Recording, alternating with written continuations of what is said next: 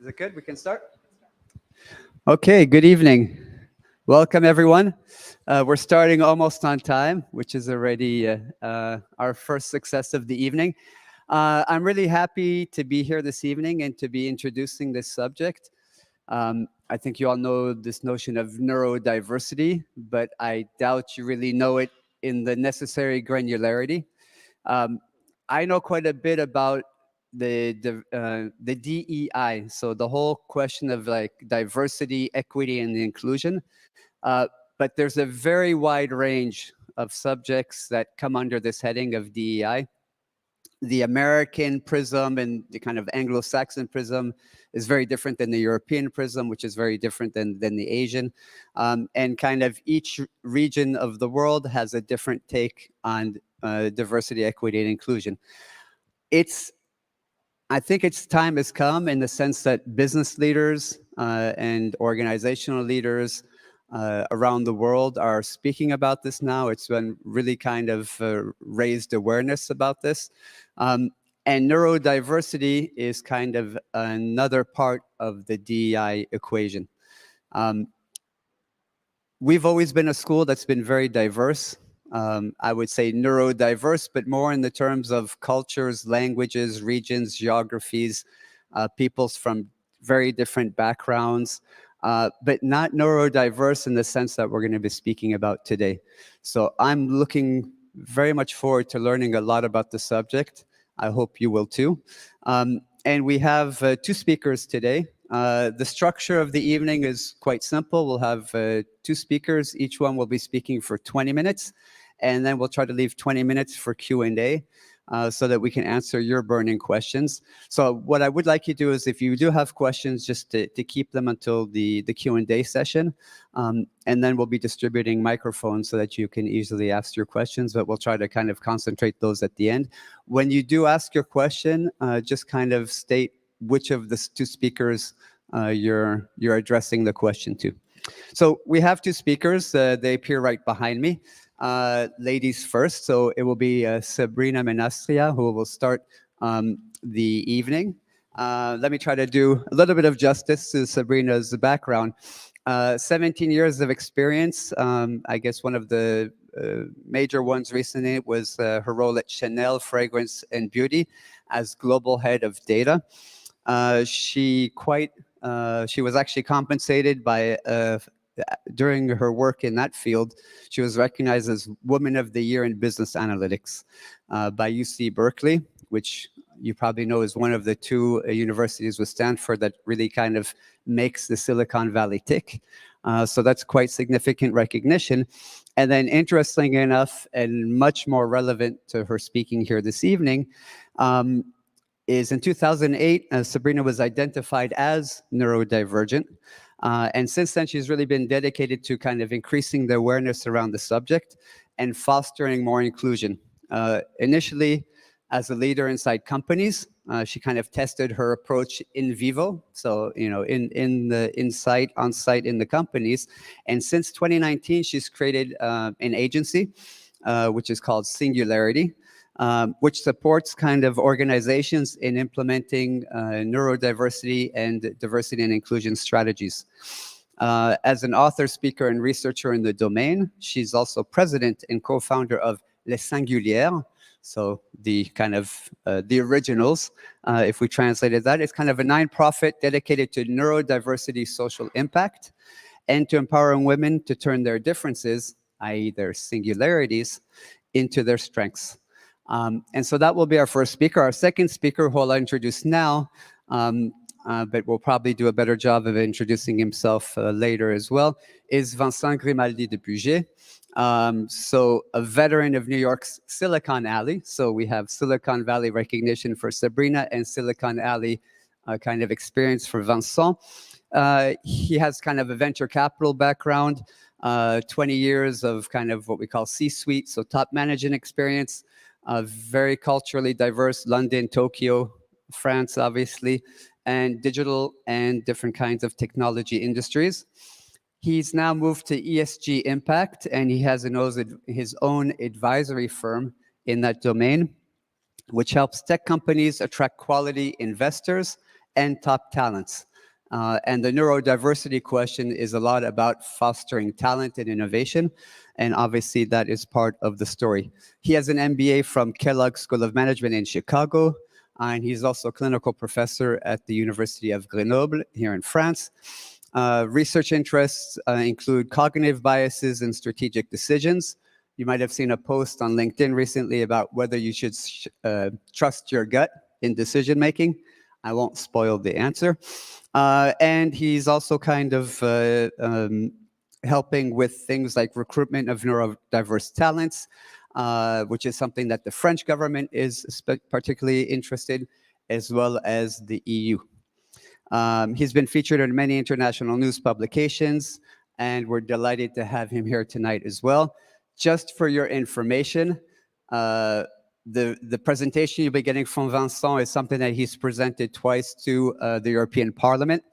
He's had to condense that quite a bit, and Sabrina's talk as well is usually an hour long. So, you know, kind of like baking a 20-minute brownie in 7 minutes. They're both going to try to condense it into the 20-minute time frame that we gave them, but I think it'll be neurodiverse and neurodense, so hold on for the ride. So without further ado, allow me to invite Sabrina to take the microphone out of my hands. It's always dangerous to give me a microphone. And so here you go, Sabrina. Welcome. Thank you, Alan. So thank you. Thanks for the introduction. I'm very happy to be here with you to share about a subject that is not really well known, is quite new, to be honest. So I will tend to have a humble approach and just keep in mind that it's being constructed right now. So there may be adjustments throughout time. So I am a woman, you know, I start with humble speech and then introduce you to this subject that is really important for me, to my heart, because I'm neurodivergent. My kids are also, my 2 boys. And what I struggled with in my life is that I always felt misunderstood. Since I remember asking myself questions was, what the hell am I doing here? And why am I struggling in being normal? So it started here as a journey. And I will share with you 5 tips, 5 insights, maybe that you will keep in mind and think about throughout time.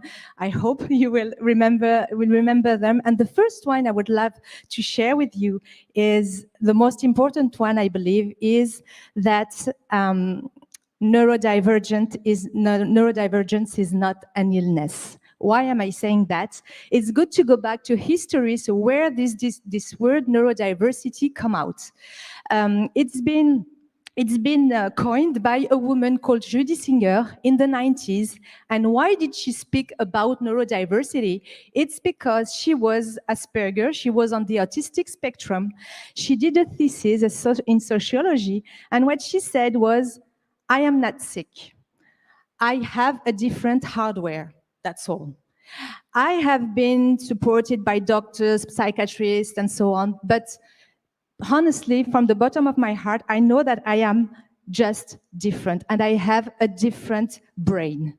And this started from there. And she said, neurodiversity is like human nature, biodiversity. It's all the different brains, all the different cognitive modes that we can find in nature. So here we have neurodiversity. Every day in your life, you are facing someone that is different in his cognitive mode than yours. So it's important to understand this, because neurodivergent is a subset of neurodiversity. But it comes from that and from a will of dissociating illness and different cognitive modes.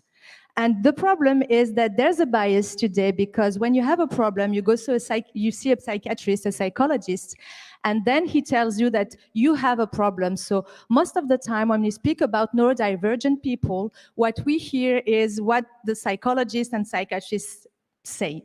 So there's a small bias about addressing this subject, in fact. And what I would like to tell you about the second tip is what we do with this bias is we look only at the tip of the iceberg. because there's a hidden part in neurodivergence that is really hidden and that we don't know because we only look at the tip of the iceberg. So let me tell you a bit more maybe about what neurodivergence is. So in few words, neurodivergence, the people that have this difference, these different cognitive modes, they experience overexcitability. What does it mean? There have been some research that have been done on that, and these people, they react, their brain, when there's a stimulation, whatever the stimulation, they perceive it very intensely, and they react in an amplified way. So what does it mean? It means that if I tell you what's the difference between a duck and, let's say, a horse, some of you will say, try and find and say, okay, I don't care. But if you have someone that has intellectual intensity, he will stay focused on any question, and he will put a lot of energy in finding the solution. He will be stimulated by this question. This is what overexcitabilities are about. And this is a real cognitive difference. And they have been raised by a psychiatrist called Kazimierz Dabrowski. In the beginning of the 20th century, he worked on that, and he worked on these different people. And what he said was that there were 5 main overexcitabilities in human nature. The first one I told you about is intellectual intensity. The second one is emotional intensity. So you may know, if you are, maybe some of you are concerned, it's about being very empathic and grabbing everybody's emotion, like a sponge. Everybody's around you. Someone is not feeling good, you are feeling bad. So it doesn't belong to you, but you just grabbed this emotion and you made it yours. Creative intensity is also an overexcitability that is very important. This is a lot of energy put in lateral thinking, in creating innovative ideas, finding solutions. And creativity is something that we don't really address apart from the design industry and artistic industry, but creativity is everywhere in our lives. Then the fourth overexcitability is the sensitive. So what does the sensitive overexcitability means? It's about the 5 senses. So the people that experience these overexcitabilities, they do experience life in a very, let's say, intense mode. So their sight, their smell, their taste, their hearing, their touch are very developed, and sometimes overwhelming them. What's important to understand with overexcitabilities, it's the intensity of the feeling of the person. It is very strong, and most of the time it can be overwhelming and very difficult to manage. And if there's one challenge for people that have overexcitabilities, is to be able to balance the energy and the intensity. So these are the 5 main, let's say, overexcitabilities, but in the neurodivergent community, which doesn't exist, in fact, but maybe will be created, there are different neurotypes. So I put some of them here. Maybe the list will be extended. I have to do a small disclaimer because, as you mentioned, Ellen, at the start, it really depends on the culture. It's crazy how you can see the influence of the culture in saying, this is a neurodivergence, this is not. So I did a kind of synthesis in the approach, and I put there the main ones that really, and most of them, they cover these overexcitabilities. So you have dyslexia, dysgraphia, dyscalculia, dyspraxia. Maybe you are not familiar with these terms, but dyslexia, I will just check the time if I have time to explain. Dyslexia is about a difficulty of decoding and reading, and it's about reading, but the main difficulty is about decoding text. Dysgraphia is about difficulties in writing. Dyscalculia is the same as dyslexia, but with figures. And dyspraxia is a difficulty of coordinating your body in space. ADHD, we talk a lot about that. Attention deficit hyperactivity disorder. It's difficulty to put your attention on something and to remain focused, and also a kind of impulsivity. This is both that define this neurotype. We have here high intellectual potential and highly sensitive people. Here, I have to say, for instance, that in the UK, it's not in the definition of neurodivergence. But in France, we are obsessed with HIP, I think. And this is really, the studies have shown that people that are intellectually gifted, they accumulate intellectual, creative, and emotional intensity. So it's not only about intellectual intensity, it's also about emotional and creativity. And there's something that I have to tell you also is the more overexcitabilities you have, the more difficult it is for you to adapt to the society and to interact with others. It creates a huge gap in the communication skills and interactions because you feel so different, you're so overwhelmed by this that it makes it difficult to have a conversation with someone that can understand the level of intensity that you perceive. And of course, highly sensitive people. These people, the studies showed that they were accumulating the creative intensity, the emotional one for sure, and also the sensitive one. These three main intensities. And I would say the ordinary, because we often tend to forget them. There's something about that, is that we have, in fact, usually we tend to over-adapt and we forget there is some biases in this list. And if we look at women, for instance, most of the women, they tend to over-adapt during their childhood. So what happens with women is that when they experience troubles in life, maybe the kids, maybe too much work, a bad manager, then their overexcitabilities that they tend to maintain silent, they just burst. And they're often concerned by this subject, but they don't know about that. And there's also another bias that make neurodivergent difficult to, let's say, not diagnose, but identify is self-awareness. We know little about ourselves. So we may not know that we can have the experience of feeling different, but not really knowing that we are neurodivergent. And this is really the hidden part of the iceberg that is, let's say, today we think that neurodivergent people, it's about 20% of the global population. To be honest, it's very difficult to put a figure to gather all the studies. I tried, it's very difficult, but this is the figure that comes more often. So this is the figure I share with you. So that's a lot, in fact, that's a lot. It seems that it's a small phenomenon, but that's a lot. And I think the more we will work on self-development, the more we will see neurodivergent. But when it comes to organization, which is something I have also to share with you and is very important, it's important for the reasons I mentioned to adapt to these cognitive differences, the workplace, to set up the right strategies.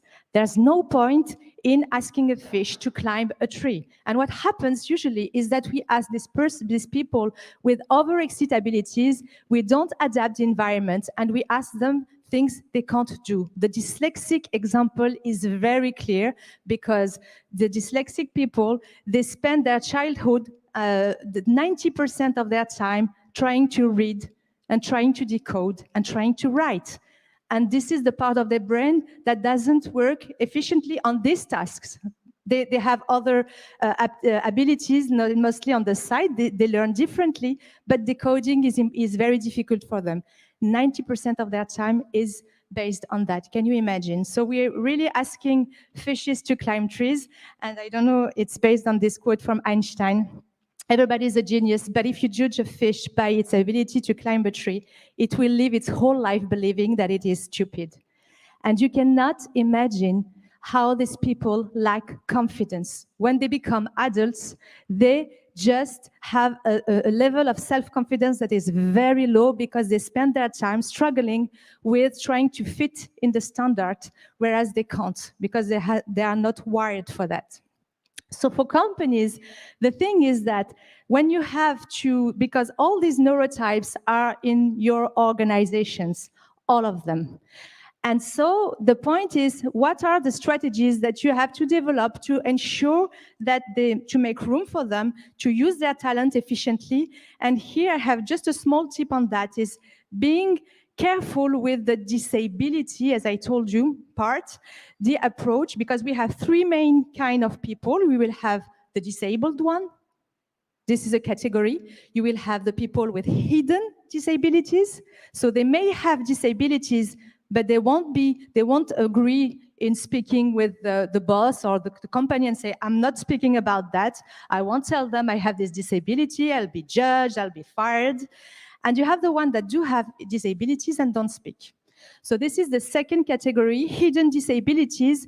Either I know I'm not speaking, or I don't know, but I do have one. And the third one is the one I told you about. It's the ordinary. This is the hidden part of the iceberg. So these three categories require different approaches. And usually what I see with my work is HR focus on disability policies.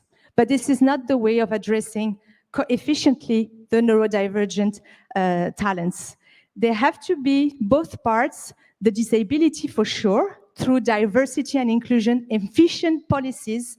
But there's another part that is really important, and this is where I work with my clients, is talent management. How do you manage these talents? Because if it comes to non-disabled neurodivergence, then this is something you are missing if you're not addressing the talent management category. And for that, to allow this talent management to, let's say, blossom in a company, you need to adjust the black hole effect. What is the black hole effect, you will tell me? The black hole effect is what happens when a neurodivergence gets into his overexcitabilities. You know what a black hole is? There's a point, this is what we call the singularity point. It's where you move in the universe, you move from the known to the unknown. In a black hole, you don't have sense of space, you don't have sense of time. All the rules of physics disappear. You are just absorbed, and we don't even know what happens there, to be honest. And what happens with neurodivergence, with overexcitabilities, when they are stimulated on their overexcitabilities, they tend to fall in the black hole. So then no space and time. So they really need adjustment. I found a nice black hole. Try to make it nice. So it's really important to understand that, because when you have to support these populations in an organization, you need to think space and time. Because for them, when they are inside this overexcitabilities, space and time doesn't exist. So you need to support them in organizing time, like having flexible hours, or making breaks, or more breaks, let's say, depending on of course, the neurotype. Regarding time, organization tools are very efficient. Oh, sorry, I already spoke about time. Space. They really need clear signals to be able to evolve in the environment. This is very important to have this signalization that is done. And also the third point, beyond space and time, is the environment. This is the third element that you have to think about when you need to adjust the workplace to a neurodivergent, is the noise. This is, as I told you, you see the over-excitability, the sensual. They have a very, very sensitive hearing, so the noise can be a very problem for them. So the environment can be adjusted. The fourth point is the social interactions. This is the fourth thing that needs to be adjusted, is how do you handle the manager connection with the neurodivergent? The manager is key in the process. We used to say that the manager is doing everything, but when it comes to neurodivergence, believe me, they can leave a company if the manager is not good, and they can stay in a terrific company if the manager understands their difference. It's highly important. The role of the manager is really key. So it's very important to focus on that. And also HR, because they may have some issues with interviews and so on, need to be trained on that. And the let's say that if there's also one fifth point that I would like to address regarding adjustment, and if you have to interact with someone that is neurodivergent, there's one word, is clarity. You need to clarify, you need to be clear, you need to avoid ambiguity. Because if you are managing ambiguity or you're not seeing something clear, they go back to the black hole and they start thinking, there are 3 options, there may be 100 options, because this is the way they are with their overall stability. So trying to be clear, precise is very important for adjusting the workplace for neurodivergent. And why are we saying all these things? Why should we adjust? Because, of course, there's a need to make room for neurodivergent people and for all differences, including that one. But there is also something else, that we are living a momentum today for neurodivergence. And today, hopefully, for people like me and for people that are neurodivergent, today there's a match, because there's a need. And if you look at the Future of Work survey 2023, we have asked some leaders throughout the world. This is a worldwide study. 800 companies have been interviewed. We asked them, what is for you the essential skills that your employees need to have, or your team? Guess what they answered? The 2 main skills that are wanted today are cognitive skills, analytical and creative thinking. These are the top 2, and they're far beyond the technical ones, which is quite surprising, because we would have thought that the technical skills would be on top, but not. And why? And you know why? Because of the uncertainty that we are going through today and the high level of automation. So companies are facing a lot of problems to solve. So these skills are really wanted today. And guess what, for sure? These are the skills that neurodivergents have.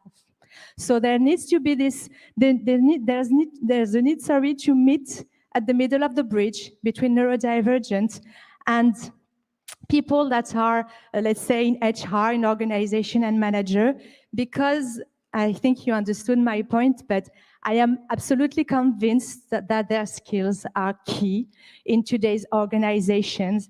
I have experienced, and I still experience, that they are misunderstood, under-evaluated. 65% of neurodivergents are likely to leave their jobs today. 80% of autistic people are unemployed. So we can see that for today, it's not done, but I hope that this presentation will maybe open up your mind, your heart also. We're talking emotional and sensitive over-excitability, and allow them to make room, because this is such a waste of talent. And the aim of all this is just to allow them to be who they are. Thank you.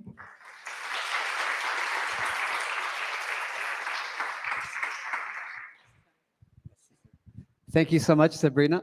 Vincent, I'm giving you the clicker and the microphone. Already, if you want to process, neuroprocess some of the questions you'll have for Sabrina as well, you have a few seconds before Vincent gets started. Vincent.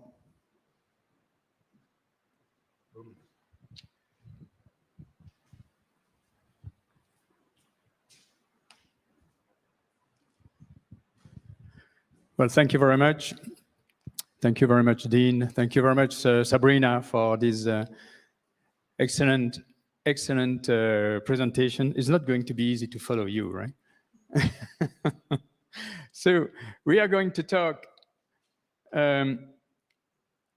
are going to talk about the recruitment of autistic people, and I called my short presentation here a scientific look, because we are going to see the state of the current research, which has evolved a lot in the last few years. It all started about 20 years ago with the emergence of neuroscience. Now we can put somebody in a MRI machine and ask the person to play poker or whatever and see what happens, right? And in the last 10 years or so, a lot of progress have been made on the recruitment side in terms of better understanding what's going on in the economy. Let's start with something that all of us know. There must be a few right-handed people here if you want to raise your hand, the right-handed people. And there must be a few left-handed people if you want to raise your hand, right?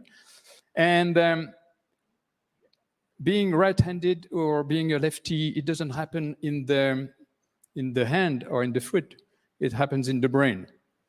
And about 50 years ago,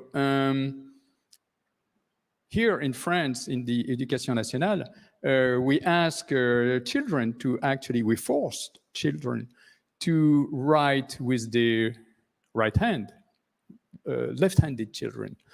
And of course, nowadays we understand that it was not a disability, it was the social pressure, le regard, as we say in French, the way society was looking at the fact that those lefties were maladroits or un peu gauche, as we say in French. Nowadays, when you look at it, there is no football coach that would put together a team without having left-handed people on board if the coach is ambitious to go to the end of the championship and put it out and win. So those people, a little bit like Monsieur Jourdain in Molière, they are doing neurodiversity without even knowing so. They combine left-handed people with right-handed people to have a stronger team. This is what I'm going to talk about. And so Dean Rosen talked about the fact that I spent quite a few years in Silicon Alley, and I worked in New York City. I worked there in technology with a lot, really a lot of autistic people. And at least they showed traits of autism, right?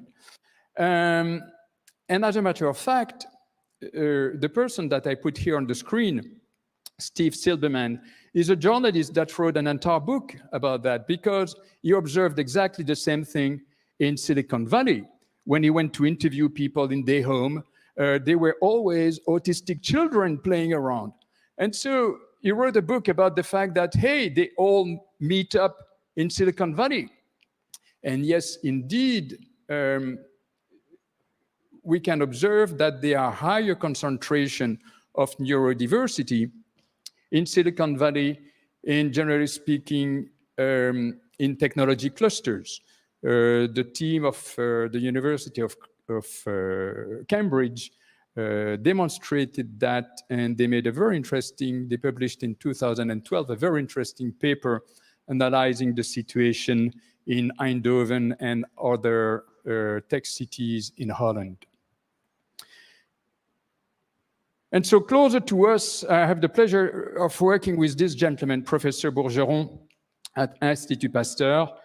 And he's the first one about 20 years ago to have discovered that this is not a disease we are talking about. He found out that there was a variant gene linked to autism. And since then, we have found out over 200 different variants. And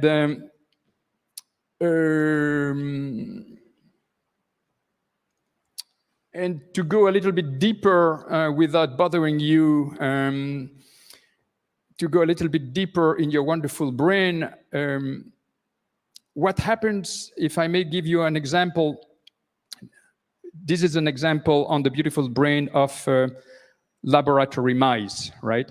But I guess it might be we can make the right assumption that it is similar to the human brain. What happens is that all children have many more neurons than we do. And what happens when they turn in their teen age is that there is a synaptic pruning. There is a pruning where all the synapses and neurons that have not been stimulated are actually eliminated. You can tell if you are French and you haven't studied English at an early age and you try to pronounce the TH. It's very hard to pronounce for us. We don't have those neurons anymore. They have been eliminated. What we can observe is that with autistic people, the research of Dr. Tang at Columbia University shows that that phenomenon doesn't happen in the same way with autistic people, and they keep much more synapses, much more connections than ordinary people. And those connections, Dr. Tang shows that here on your right, they are more woolly in appearance, whereas the ordinary axon is more like a nylon fiber. And so you realize that things are very different in the brain of some people around us. However, it shouldn't be seen as us versus them. As far as the human species is concerned, we are a very large team of 8 billion people. And at Harvard University, you have Eileen Robinson that made some very interesting studies showing that the autistic spectrum actually blends into the continuum of the population, and that there is no clear cutoff, there is no clear threshold between the ordinary people, if I may say, and the autistic people. What you observed, now that we understand that it is inherited from our parents and grandparents, what you observed is that social charm, empathy, and the ability to make friends, those traits are actually related to so-called autistic variants in the ordinary population. And so there is no point talking about IQ. It's like summarizing a Beethoven symphony to the first note, right? It doesn't make sense. And so here I've brought for you 6 different dimensions trying to describe the neurodiversity around us. And what you can see in dark green behind me is that the autistic people show a very strong expertise and memory. They are very strong on I would say sensory processing, and you can see that social skills is actually not their cup of tea. The conclusion that we can draw from this slide is that actually in the big 8 billion team that I was talking about, we all compensate for each other's weaknesses. We are a gregarious social animal, and we hunt in pack, a little bit like wolves or dolphins. Here in Cambridge, the team of Simon Baron-Cohen developed actually a very interesting test to measure your technical skill that he called systemizing. And this is just an example of the test. There are a few dozens of those, of course. And what he found out is that Asperger's, what we used to call Asperger's, that we call autism spectrum condition nowadays, they do much better on this kind of test than the control groups. You can see when you look at the scale here, that is like 50% above. So they are good at systemizing, they are good for technical stuff, but not only that, generally speaking, they are caring, sensitive people, they are loyal friends, they are good listeners.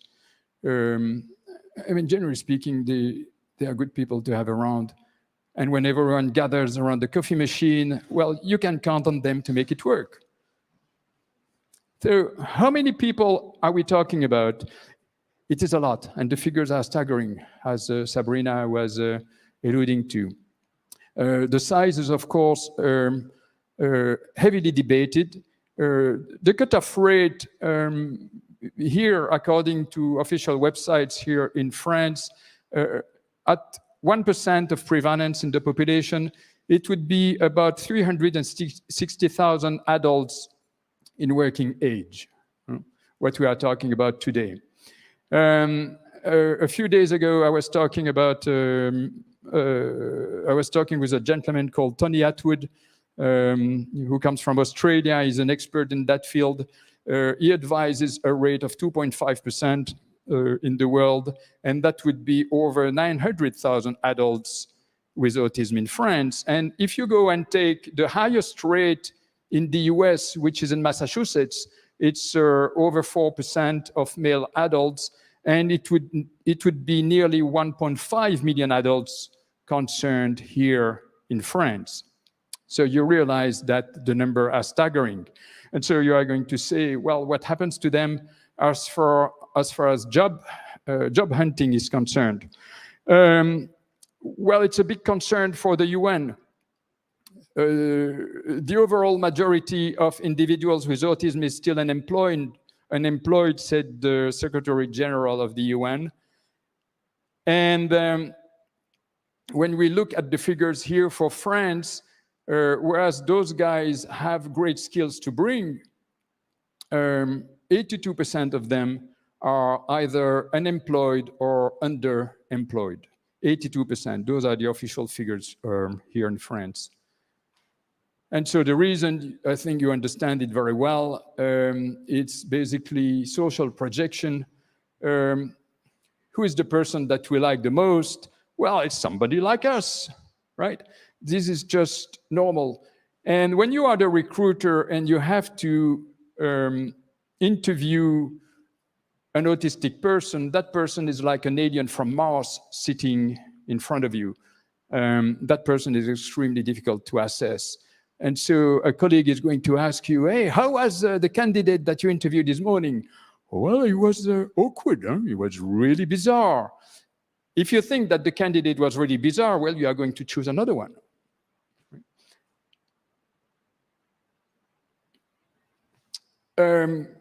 Is this a bias? Yes, it is a bias. It is an unconscious cognitive bias.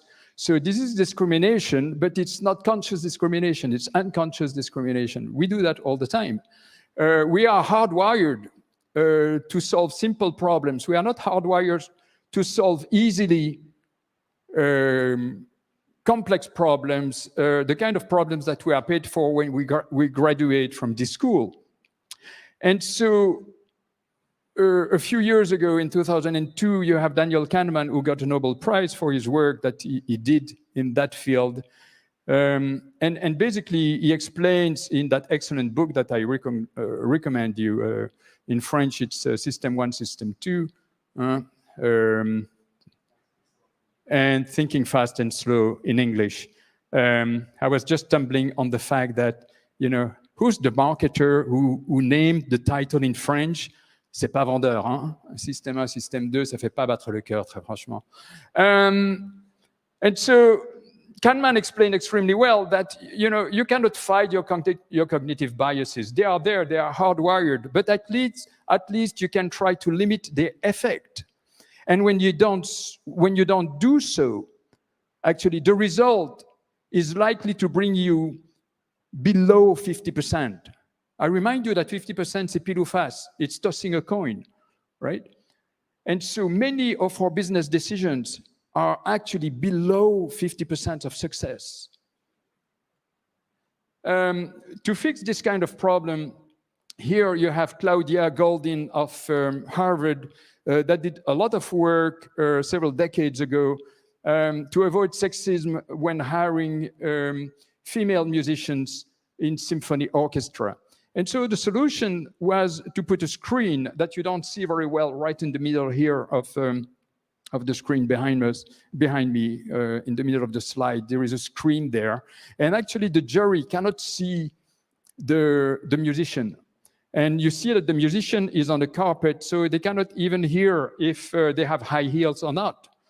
And that contributed a lot to avoid cognitive biases from the recruiters as far as this issue was concerned. Now, when it's time to recruit managers, engineers, and technicians, the situation is a little bit more complex. And Lauren Rivera did a lot of studies on this. She works at Northwestern University, which is my alma mater in Chicago. And she explains very well that to succeed in a job interview, it depends on your ability, one, of course, to communicate your qualifications, but two, to appear friendly, pleasant, and collegial with the recruiter, which is not exactly, as you've seen, it's not a strong point for autistic people that happen to be actually very good engineers, technicians, and so on and so forth. Here, Noah Sasson of the University of Texas explains very well that the problem of autistic people, I mean, among the problems of autistic people, is that when they show up in the interview, they go straight to the point, no small talk, no breaking the ice. They think thoroughly before answering the questions, sometimes even leaving a long silence that is not going to be comfortable for the recruiter. They provide long and detailed answers. They speak a written, Shakespearean language. Very little eye contact with the recruiter, a vocal, a monotone way of talking, little body language, a straight face, no smile. And basically, they are hard to read. And the conclusion of Sasson is that for the unfamiliar observer, the candidate with autism is qualified as awkward after just a few seconds. And it doesn't stop there. The problem, according to Daniel Kahneman, is that autistic people, they tend to create a very negative first impression. And not only that first impression is negative, but the recruiter is going to be also driven by what we call the confirmation bias, meaning that the brain is a little bit vicious there and is going to suggest all the wrong questions to the interviewer. And those questions come to confirm the first negative impression. By the way, it works the other way around also. You have a good impression with a candidate and the candidate is actually not competent for the job. And you are going to ask positive questions that reinforce the positive impression. And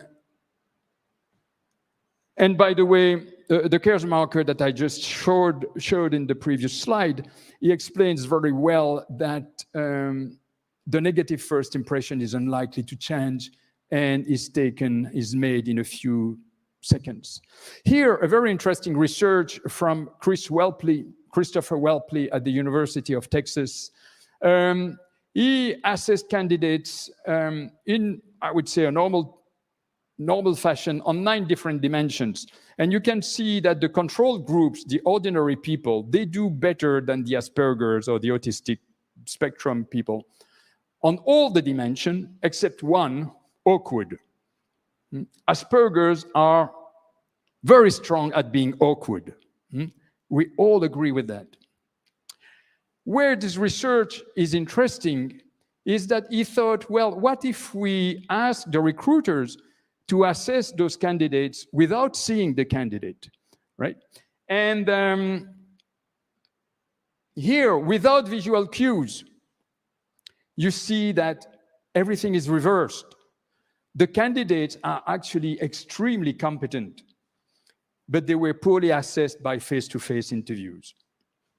And so the conclusion of Chris Welpley is that employers who base hiring decision on face-to-face interviews may actually reject the best candidate for the job, particularly when it's technical jobs not requiring strong social skills. I'm going to skip on this one just to let you know that Microsoft has developed a neurodiversity hiring program when they actually spent 4 days working with the candidates to make sure that they are relaxed, they are not stressed, and they can really perform at their best. And so they don't want to put the candidates in a situation to be good at passing recruiting interviews. They want them to be good at the job, which is not passing interviews, right? And so they have developed a particular program to recruit autistic coders. And closer to us, there is a German SAP that has done the same thing. They were among the first ones to do it here in Europe. And they have developed the Autism at Work program that is now renamed the Neurodiversity at Work program. They are trying to reform all their processes.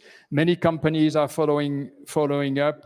The largest corporations, of course, are leaders, but you can see that they are in all fields, not just technology.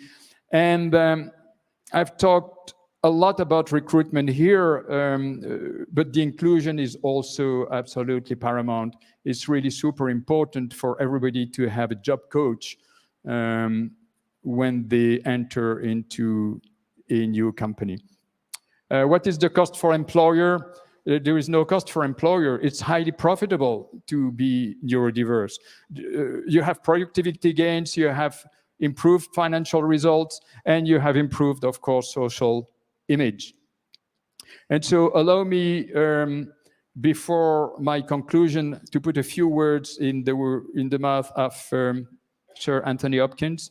He received 2 Oscars, and in 2017, he announced that he was on the autistic spectrum, and he says it's a great gift, actually. Here, this gentleman was the number 2 at the British Navy, and he told me he was given the number 1 position. He didn't accept it because it was too political. But his employer knew that he was actually Asperger. He was on the autistic spectrum. And he made it public in 2021 before going on retirement. And he stresses that autistic people, they are already there. We shouldn't fear hiring them, recruiting them. They are already there in the organization, but they hide. And if they hide, they don't blossom, as you were saying. They don't show their best. They don't dare. And last but not least, Elon Musk actually didn't plan on creating PayPal, Tesla, or SpaceX. He said, when I was a young engineer, I wanted to find a job, but nobody wanted to hire me. And he declared in front of millions of TV viewers in 2021 that he was on the autistic spectrum. So in conclusion, I would like to share with you my views of public service and civil action. And since I'm here, I would like you to reconsider your own position and the real influence that you have on people around you, the influence that you have on your parents, on your children, your friends, your colleagues. You are better, stronger, more influential than you believe. You have a dream. I have a dream too. We all have a dream. We have the dream to live together and to make the world a better place. So please tell your business colleague to join us. Tell them that they are part of a vast human neurodiversity. Autistic people also are part of this neurodiversity. And obviously we should recruit them. There is nothing to fear. They are already around us. But they hide, they do not contribute their full potential. So let's not hide behind excuses. The real question to ask is simple. When are we going to do it? When are we going to be ambitious? Next year, tomorrow, or are we going to start today? Thank you very much.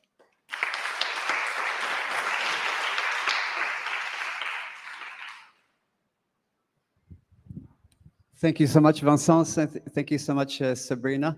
I have like 1,000 associated thoughts coming out of what we just heard. Like one of the things that I guess both speakers have mentioned, like, if I thought it was interesting, Vincent asked if we were right-handed or left-handed. So I'm on the spectrum because I'm ambidextrous. And I don't really know if I do half things with my right, half with my left, and I'm somewhere in between.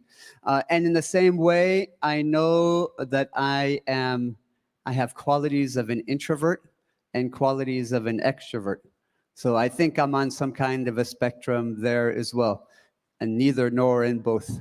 And I think part of what Vincent and Sabrina are trying to advance today is this kind of self-awareness on one hand and recognition, other awareness, that we're all on the spectrum in basically everything. And there is no cutoff point that can be medically decided. On this side, you're autistic. On this side, you just concentrate very well.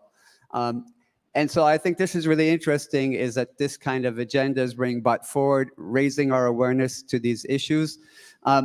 One of the things that I found interesting in talking about maybe making a connection Silicon Valley, but even like Vincent's companies that he gave us, were mostly Anglo-Saxon. There was Australia, there was a little bit of Germany, US, Australia.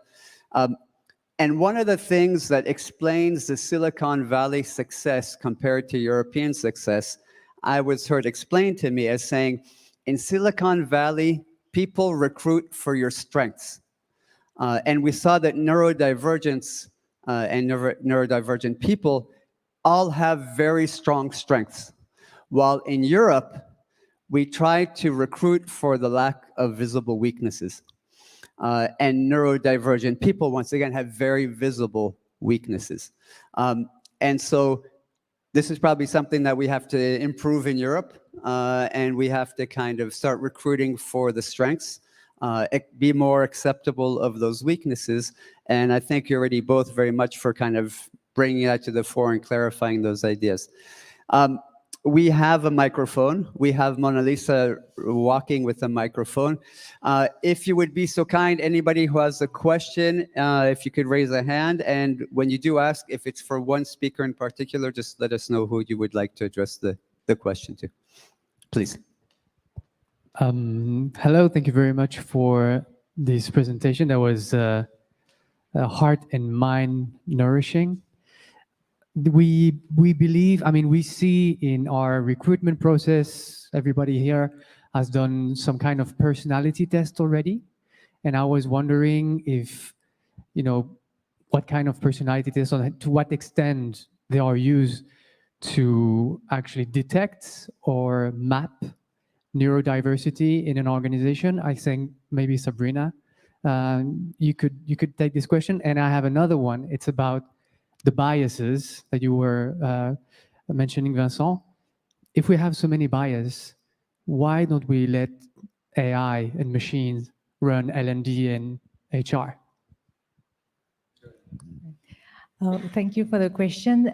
It's true that the personality tests, what they assess, if I take the example of the MBTI, which is a test that I better know, there are 16 personalities, and they cover all the cognitive differences. So there's no difference, you know, in the neurodivergent population and, let's say, the non-divergent population.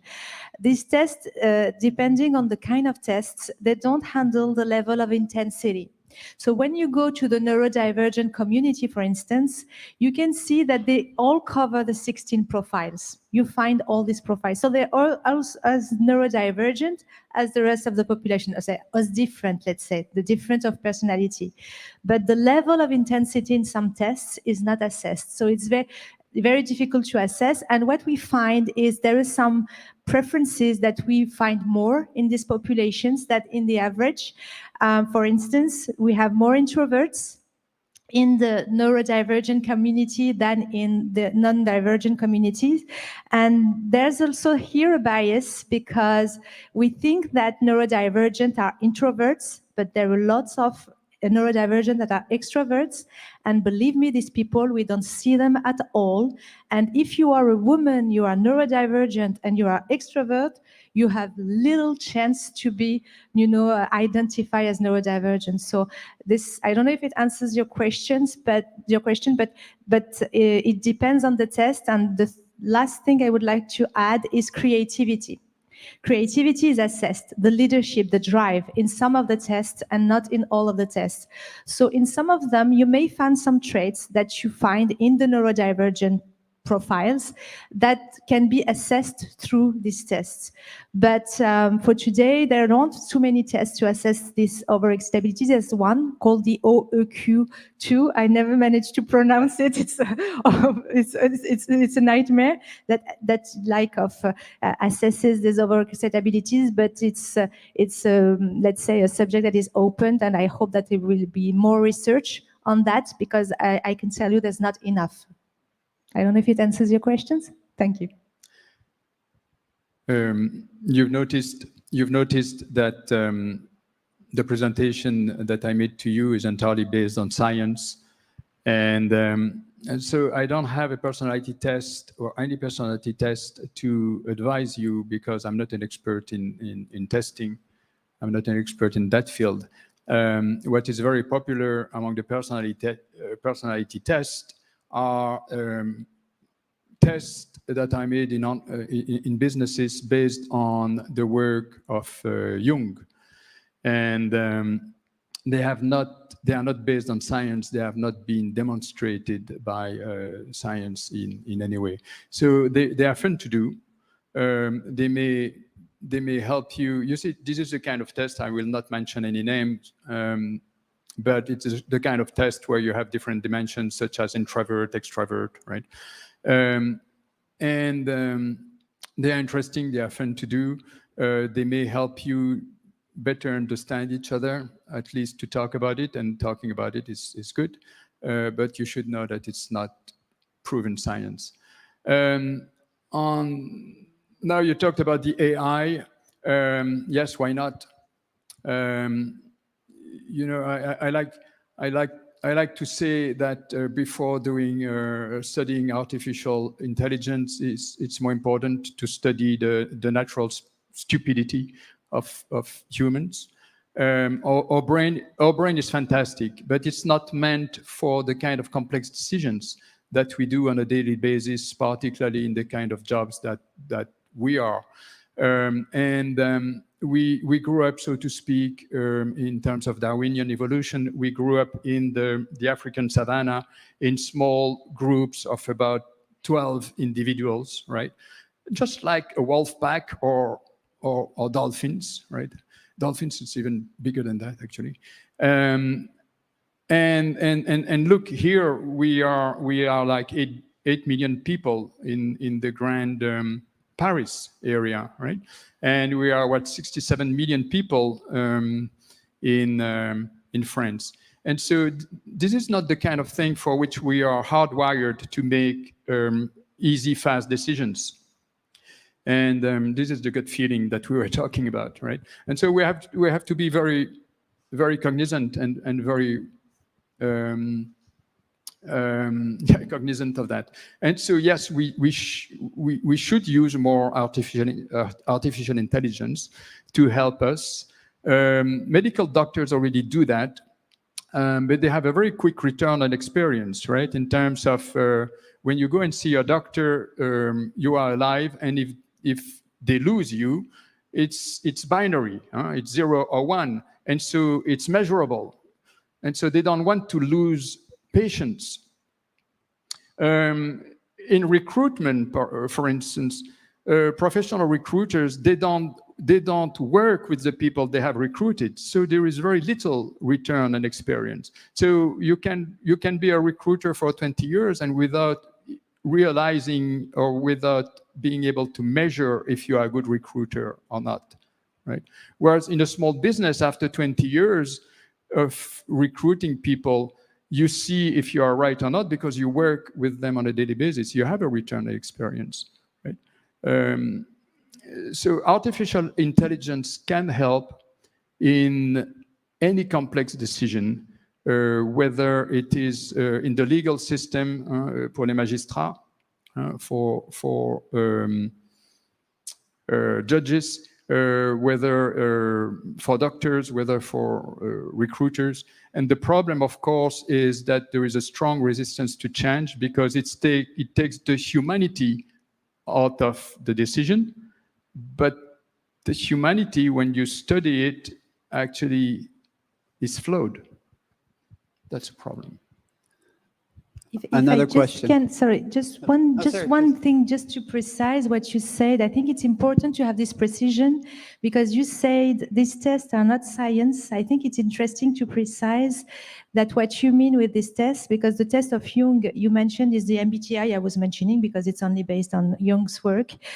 And this is why this is the only one I focus on. But apart from that, this is psychometry. You mean it's about measuring cognitive, let's say, cognitive behaviors and answers of people.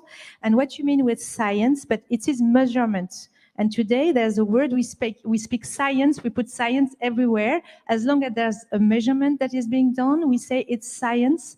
So all these tests are proven scientifically based on measurements, psychometry. This is another science that was born with the IQ test. Thanks to, in France, psychometry has been invented in France at the beginning of the 20th century, measuring cognitive behaviors. It was new.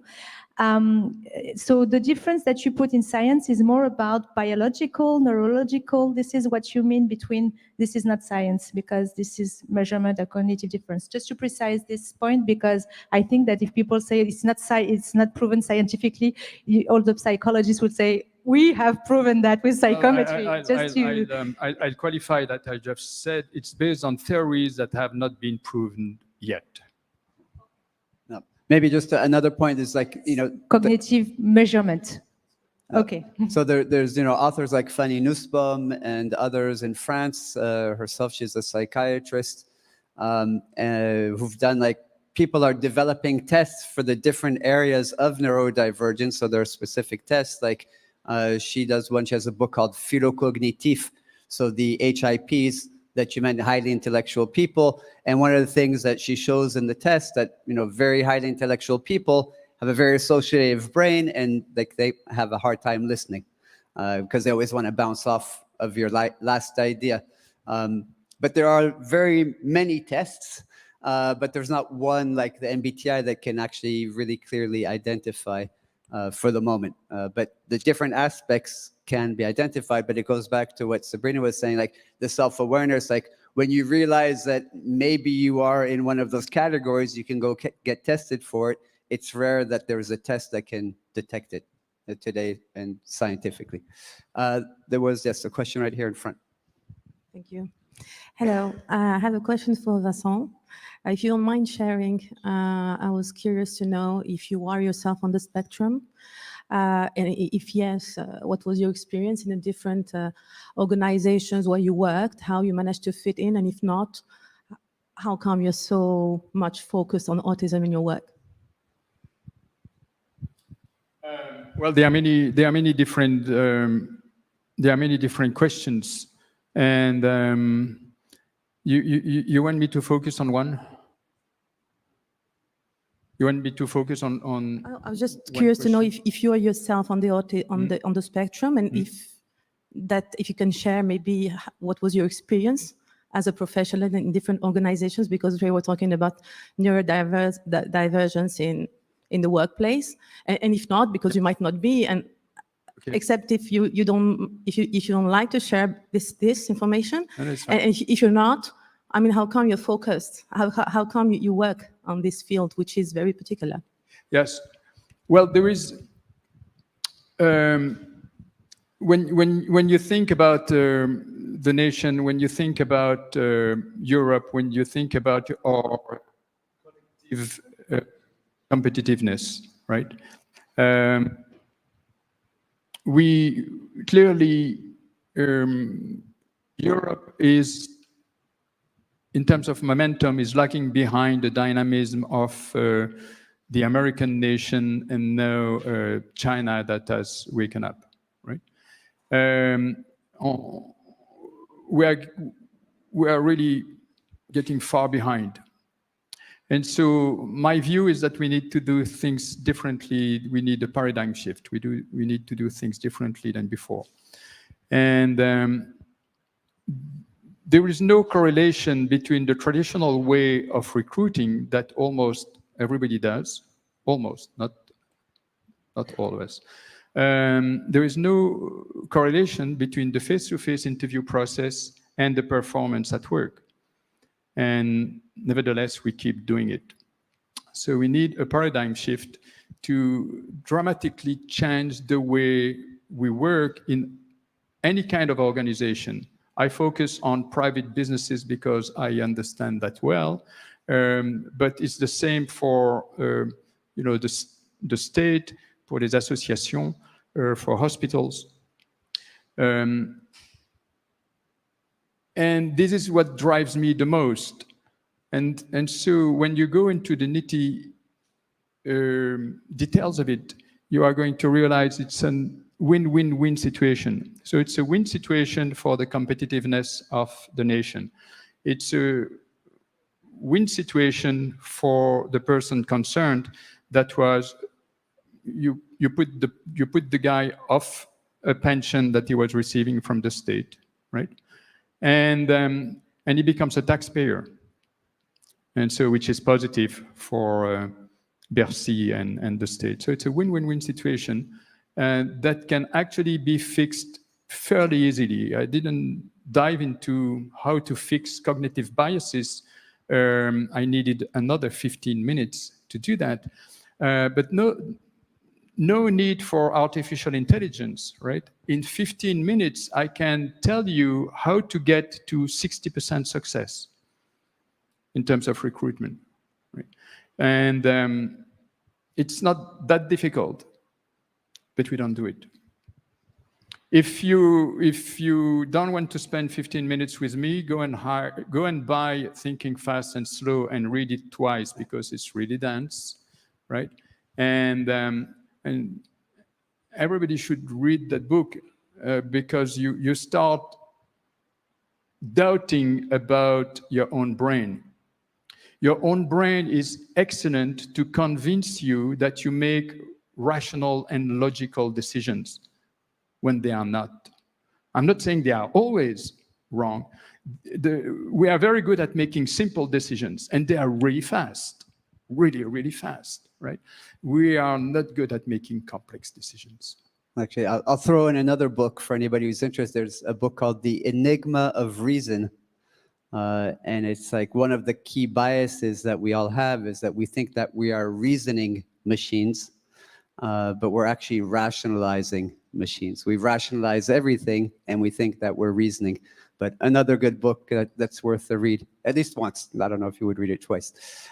Maybe other questions from I see in the back, maybe. Mona Lisa, I'm going to make you do some exercise, sorry. And then we have one in the front. Any other questions, burning questions? So, okay, so we have another one in the front and another, okay. So I have like 4 more questions at least. Please. I'll try to formulate my question. Thank you very much for the presentation. So I have a question about the relationship between cognitive skills and soft skills in normal and neurodivergent people, because why I have this question, there are more like solutions that test. And I went through one of these tests. I don't know if I can, do you know Goshaba?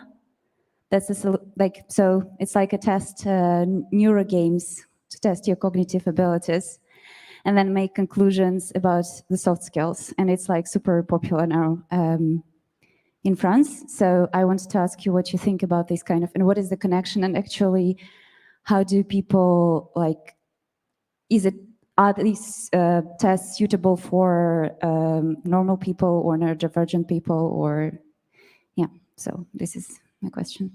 Which test is it? Just to know the name. The test is called Goshaba. So it's like a set of games to test different skills. I just looked up. So perceiving information, reasoning, interacting, and making decisions. So they test this, and then they make conclusions about the soft skills. We have to be very cautious with the tests. Honestly, there's a kind of, it's becoming viral, all these tests. I don't know this one, but there are so many. It's like, guess your IQ in 5 minutes online, and it's not this one, but there's a kind of virality in tests, but what these tests say, that's very important to see that, is they are a kind of mirror of who you are. That's very important. A machine cannot really assess, and this is why most of the tests require, let's say, an external point of view. But what you get out of this test is, who am I?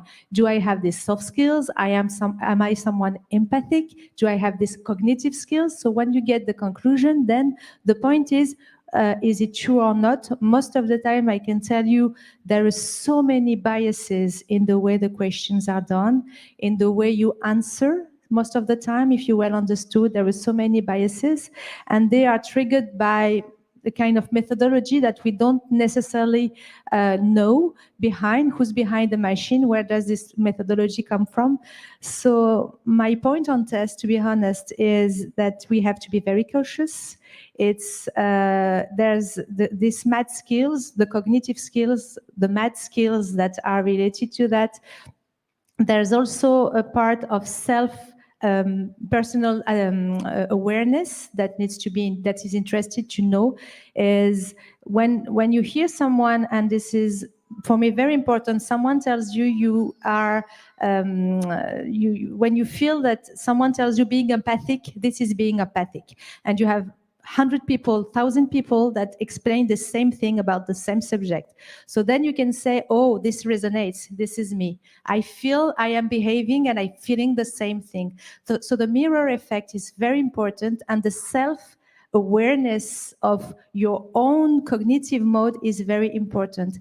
And all these things, the test, even what I'm saying and so on, are only a representation of something external that needs to be addressed personally. So when it comes to human psyche, and this is the discussion that we had, is it science, psychometry, and so on, this is not a perfect science. It can be really, it depends on so many biases, but what is sure is you are the only person that can say who you are. And nobody, even a science, even if you get to a picture of your brain, whatever, the only person that can tell you who you are is you. And for me, this is the most important point. And this is what I'm scared about with this test, is that you get out and say, oh, I'm that, but I'm not sure I'm that. You know, it doesn't resonate. So I'm not sure it answers your question, but sorry, it's what comes in my mind when I think about it. I think there was another question in the back, and then we can move forward to the...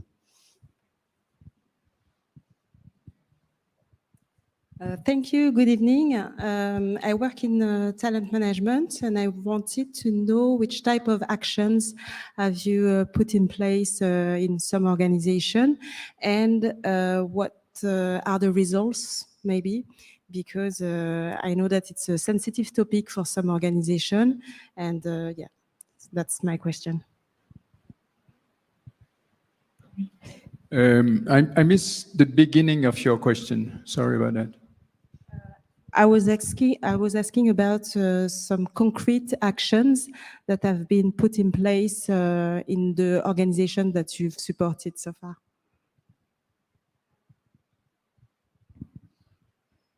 Well, there are, you know, there are two things. You can see the short term and the long term. Huh? And so the long term is that I've explained, and I hope you are convinced, that we are a large team of 8 billion people. We are all different. If you look, or if you accept that we have different fingerprints, right? It's easy to accept that the brain of each and every of us is wired somewhat differently. And if the brain is wired differently, it means that each and every of us here in the room and in the world, we see the world a little bit differently. Right? And which is interesting for businesses, because it means that we see problems a little bit differently, and we see different solutions to all problems. And so it's interesting to have neurodiverse teams actually to propose new solutions to all problems, right? So the long term is to make sure that there is no unconscious discrimination against some people that we actually truly need on board to help the business.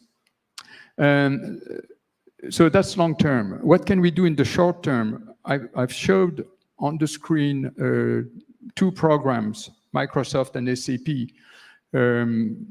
So those are short-term solutions to try to target people that actually were strongly discriminated against, such as, autistic people, ADHD, and some, let's call them atypical profiles, right? Because the recruiters were not equipped to assess them properly. But while we are doing those short-term programs, we should also restructure or reform, right, the traditional processes, recruitment processes, to make sure we don't discriminate anymore. Right? And so there are many, there are many initiatives that are going on in the world. As you said, they are mainly on the other side of the pond. I have to say, every time I talk to a top guy in a large organization here in France, every time they say, come, we need that. So once there is the awareness, right, they realize they need it, right? Nobody told me, among the top guys, I mean, right? President of companies, we don't need that in our company. We are already so good, right?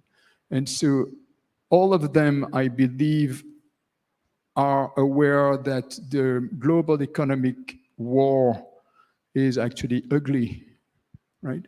And they realize that the American competitors, the Chinese competitors, and now the competitors coming from all the emerging markets that have emerged, it's a strong competition, very strong competition. And so we are a gregarious animal, and we can only solve that as a team. There is no individual work, in my views, right? There is no room for individual work in a business.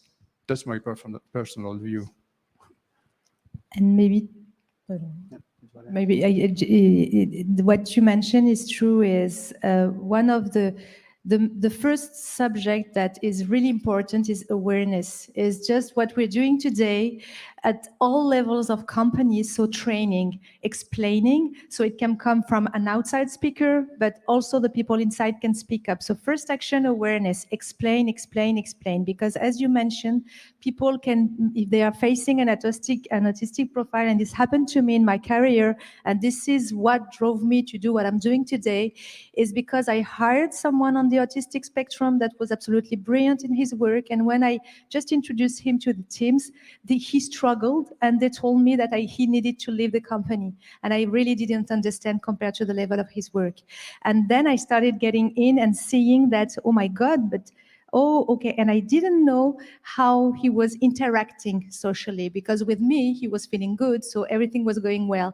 But when he was facing the teams, he was feeling so insecure, let's say, unsafe. So it was very difficult. So what I did is explain to the teams how he was, what was, let's go, you need to go beyond the appearance. Don't look at the external side, just look at the work, focus on the work.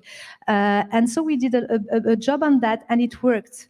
So I believe, and today the main focus for my activity is based on awareness first, so that, and on managers and HR, they are the key people in the company for the neurodivergent talent, to allow their inclusion. Recruitment, you talked about all the biases in recruitment. And also during the work life, the manager is very key. And we didn't speak about mental health conditions, but this is a population that is very sensitive to mental health conditions. So it's very important to be trained and to understand the do's and don'ts mostly.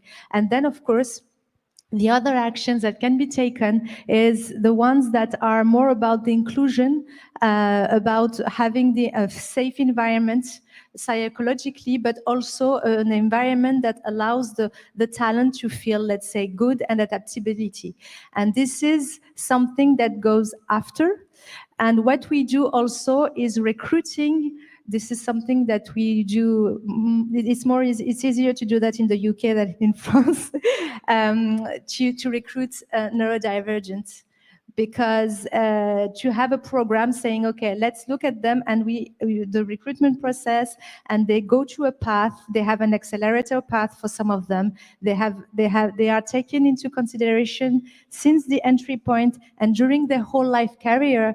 And you can see there's we have quite a big success on that. And the thing about that is there is always a mentor in the company for the person. And the way, because we didn't speak that much about emotions, but I'm sorry, we are human beings, we are very rational, but you said that there were so many biases that were taken when we're taking decisions, but we are full of emotions, and most of our decisions are irrational, as you said. So this part is also something very important because of this emotional intensity. They can be very sensitive. So this is also important to have a support and a mentor. And in this program, it works pretty well.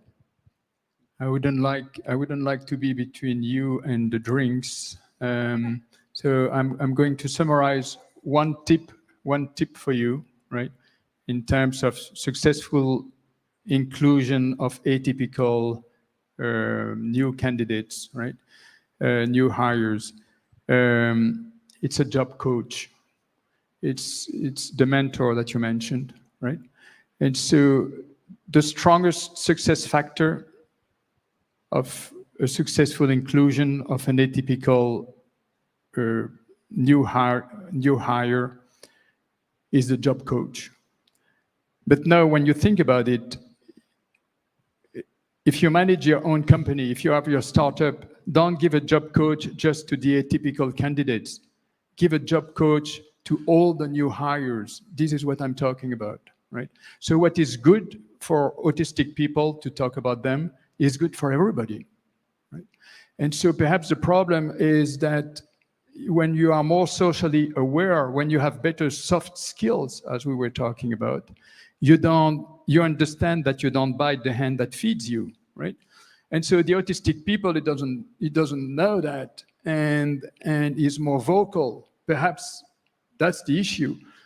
But when you think about it, a job coach is actually good for all the people entering into your company. So maybe just inject this one thing, again, just my personal experience here in France. Even if the CEO, even if the president gets it and says, we need that kind of talent here, usually where I've seen it break down is at the HR level. The HR will have a very tough time promoting an awkward profile. And even more often, companies go outside to executive placement agencies and talent agencies, and they have a very tough time proposing awkward talent or atypical talent. So even like the whole process today is already biased. And so working on both sides to try to improve that. But I think usually it's the HR where it's a very conservative function, very difficult to just have an atypical CV get through, even less neurodivergent talent. And so I think we have to make a lot of progress there.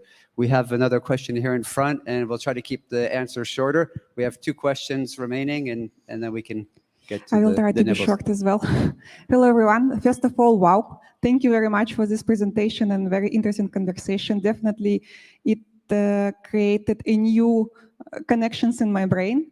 And where am I today? If I'm part of this community or not, if I'm on the spectrum or not.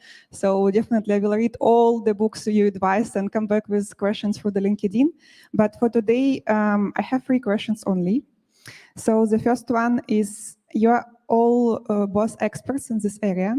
And can you easily indicate neurodivergence or if there are any visible signs or behaviors that might help us to indicate these people? Sorry, you talked about the how to identify. Oh, okay, the keys to identify. Right. Sorry. So it's intensity is a good sign, but not always, because it can be really hidden inside. So, and intensity is not about showing off. It can be just in your brain, like, okay, trying to understand intellectual intensity. And what happens with people that do have this intensity is that they overthink. Sometimes they don't sleep. They end up without sleeping, and it can go very far because there's no way they can stop thinking. So they need to have approaches to stop thinking. So just to tell that intensity can be internally experienced, so very difficult to identify, but there's a way for the intellectual intensity to be identified as questions. People asking questions, because they need to understand. So even if they are very introverts, they just kind of, okay, it's going very fast there, but they need elements to feed their thing. So questions, if you're questioning, I remember someone one day told me, oh, you are always challenging me. And I was like, I never tried to challenge you at all in my life. What's the point? Oh, yes, you're always challenging me. And so many people told me that. And I felt I have never done that. And one time someone told me, you're asking too much questions. And their perception of that is that I was challenging them. I was just trying to understand. So this is funny, just to question can be, this is just for the story, but question is interesting for intellectual intensity. For emotional one, it's difficult to be seen, but it's more often people that, I will start with the creative. Creative is ideas, it's more easy, it's lateral thinking. So people that tend to have creative intensity, they are having lots of ideas, so they're proposing many things. It goes very fast.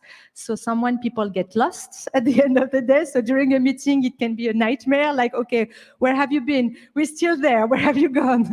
On Mars, okay. So this is also a way of identifying a very high creative intensity and love of newness, love things to be, when there's something new, wow, great, something new. Not everyone is comfortable with newness and innovation. But creative people, when you give them something, there's something to build, there's something new, they feel, yoo-hoo, something interesting. Their creative intensity is fed. So this is a way of identifying. I'm just trying to cover all. For the senses, it's a bit more also difficult because but maybe someone, if for the noise, you can see that the person is not feeling comfortable in an environment, for instance, that could be a good sign, but it's not easy to assess this thing from the outside. Without a test or without the person speaking. And then, of course, the motor, the psychomotor, someone that is always, this is what we call hyperactivity. But in the world of overexcitabilities, hyperactivity is not a disability. I mean, if you are in the jungle, you would be happy to have someone with hyperactivity to go and climb the trees. It's in our society that it becomes a disability. When you ask kids to sit 6 hours on a chair, that's a real problem to be hyperactive. So this is the other side. And the emotional is really about grabbing other people's emotions. People that have emotional intensity, they tend to feel, it doesn't mean that they have emotional intelligence. That's important. They're not necessarily understand what they get, but they get the information. In fact, these people with overexcitabilities, what they do is they grab too much information from their senses, in their mind, creative ideas. So this is why it can be such a mess. So for emotions, I would say that grabbing other people's emotions, feeling, not really understanding, because social codes is something that neurodivergent struggle in understanding. Small talks, let's say light conversation, and so on. So this can be also a way of assessing that. I don't know if it answers your question, but maybe. Yes, thank you very much. I'll be more. she's the extrovert here, right? I am an introvert that had worked a lot, 25 years of personal development. I'll be more cautious personally than Sabrina. And so if you are serious about the assessment, you should know that a neuropsychologist would probably spend about 20 hours on one person for an assessment, right? So that means 2 assessments a week. So you realize a problem. It is not like testing for COVID or mononucleosis, where you can do a test very quickly. Nevertheless, I mean, I'm talking here about being serious about assessing, ADHD, autism, or things like that. Clearly, we should resist the temptation to labelize people. That was my talk implicitly today, is that everybody deserves the same respect for his or her own functioning. Now, is it useful to understand oneself better? My sense is yes. Aristotle said so. Sun Tzu was saying so. Know yourself. And so, without being on the autistic spectrum, feel free to go and see a neuropsychologist, right? To have an exchange with that person and to do the right testing to understand your own functioning better. I think it can only be good. And you have the freedom of sharing that information or not, right? Or keep it for yourself. Right? I think we're going to have just one more question. No, is that okay? So if you want your last question, and then we can continue the conversation after that. Yes, my question will be then, first, thank you very much for providing the very detailed answers. And the question will be, if there are any local or national organization that run volunteers program where we can join and to be part of the study or maybe help with different assessments? You mean, sorry, I didn't get the point. I was, I had my lateral thinking, I was gone. Sorry. So sorry. I left the place. Excuse me, can you repeat? Yes, Sorry the question more about if there are any volunteers program which we can join and be part of the study and be part of the community, because it's an interesting topic, but I'm fully employed, so I don't have time to work on this topic, and I like my job. So, but I'm very curious to get more and maybe be part of community.